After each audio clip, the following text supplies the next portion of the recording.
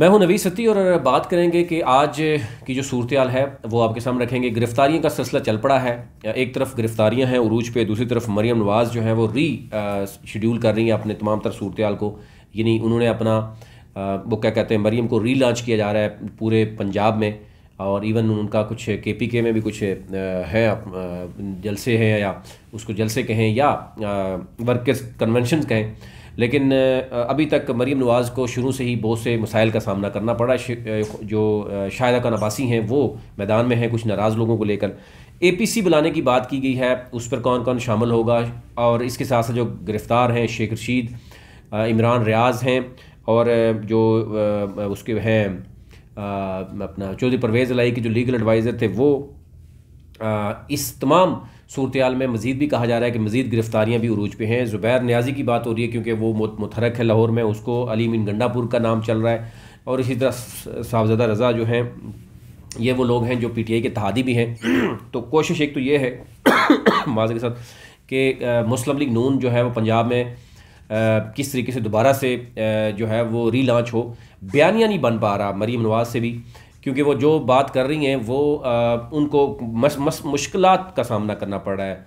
जिस तरीके से वो आज से 3 साल पहले 2 साल पहले वो गुफ्तगू किया करती थी, वो खुल के बात किया करती थी जनाब के रजीम चेंज की उस वक़्त किसने की थी, फिर उसके बाद वो इमरान खान को सिलेक्टेड कहा करती थी, महंगाई का भी रोना रोया जाता था, बाकी चीज़ें भी होती थी। अब वो सारा का सारा अपने गले पड़ा हुआ है, और अब आवाम को ये भी नहीं बताया जाता है कि नवाज शरीफ कब आएंगे, आवाम को ये भी बताया जाता है कि इलेक्शन कब होंगे।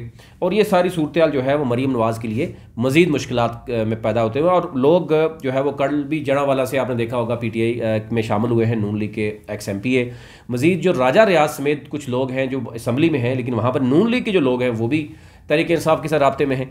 तो आने वाले दिनों में देखा जाएगा क्या होगा। अच्छा, APC की बात की जा रही है कि इमरान खान को भी दावत दी गई है। उसमें जो हमारे पास खबर है कि वज़ीर-ए-आज़म ने जो है वो इमरान खान को दावत दी है APC में। ये बताया जा रहा है कि जो वफाकी वज़ीर हैं सरदार अयाज सादक, जो साबिक़ स्पीकर हैं कौमी असम्बली के, उन्होंने PTI के जो रहनुमा हैं सेक्रेटरी जनरल हैं PTI के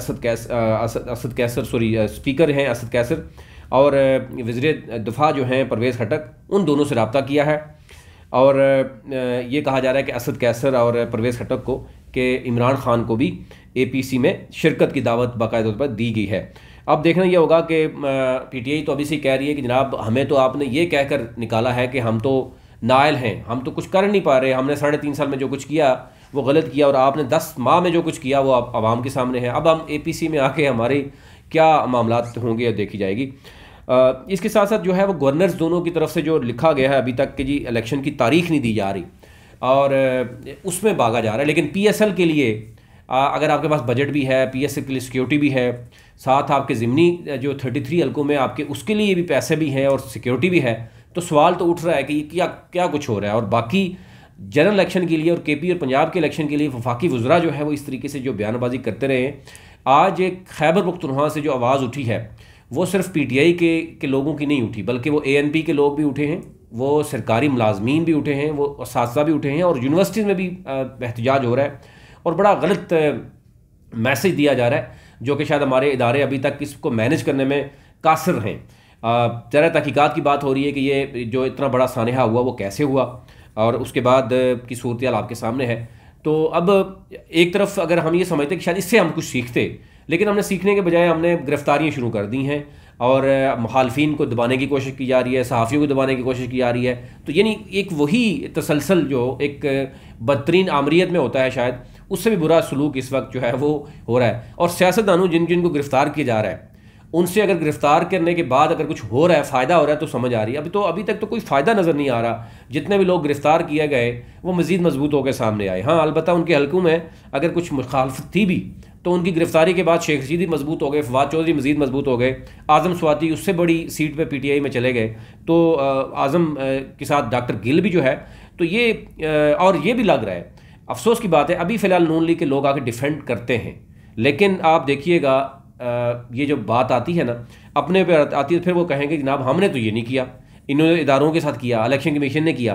तो अभी तो डिफेंड कर रहे हैं, लेकिन मेरे ख्याल से सियासत से सीखा नहीं है। PTI के दौर में भी बहुत से इस तरह के मामलात होते रहे, गलत होते रहे। जो कुछ राणा सनाउल्लाह पे केस था, मामला था, इसी तरह के बाकी जो सियासी केस थे वो तो नज़र आ रहे हैं। अलबत्ता जो करप्शन के केसेस थे, जिस तरीके से JIT और नैब को इन्वॉल्व किया गया, अरबों रुपए उस पर खर्च भी हुए और उसके बाद वो केसेस माफ़ किए गए, तो उस पर ज़रूर सवाल उठते हैं। लेकिन जो सियासी केस बनाए गए हैं जिसमें लोगों को अंदर रखा गया, ज़ाहिर है उस वक्त भी आवाज़ उठ रही थी। आज वो लोग ये कहकर डिफेंड कर रहे हैं कि जनाब हमारे साथ ज़्यादती हुई है तो इनके साथ भी ज़्यादती होने दें, अगर हम भी रोए हैं तो इनको भी रोने दें। कल फिर कोई आएगा और आकर फिर आपको रुलाएगा, किसी और को भी रुलाएगा। तो ये सिलसिला चल रहा है जो कि सियासी पार्टियां जब तक इस्तेमाल होती रहेंगी उस वक्त तक इस मुल्क में इस्तेकाम नज़र नहीं आता। अब APC बुलाने की तो बात हो रही है, माशी जो इमरजेंसी लगाने की बात हो रही है, लेकिन इसके साथ जनरल इलेक्शन की बात क्यों नहीं हो रही? और KP और पंजाब में यानी गवर्नर साहिबान को किसने रोका है कि आपने तारीख नहीं देनी इलेक्शन के हवाले से? ये एक अफसोसनाक सूरत है जिस पर अभी भी बात हो रही है। और शायद APC में पता अंदाज़ा होगा कि वो PTI के कुछ लोग आएंगे, हो सकता है ज्वाइन करना, और ज्वाइन करना चाहिए, जाना चाहिए, उनको देखना चाहिए कि APC में बात क्या हो रही है। लेकिन उससे पहले इलेक्शन कमीशन को या अदालतों को भी ज़रा नोटिस लेना चाहिए कि जो कुछ हो रहा है पंजाब और KP में तकर्रियाँ हो रही हैं, तबादले हो रहे हैं, उसमें क्यों खामोशी है। ये ओवरऑल सूरत हाल थी। अभी तक इतना ही। चैनल को ज़रूर सब्सक्राइब कीजिए ताकि हर नई आने वाली वीडियो जो है वो आप तक पहुँच सके। बहुत शुक्रिया।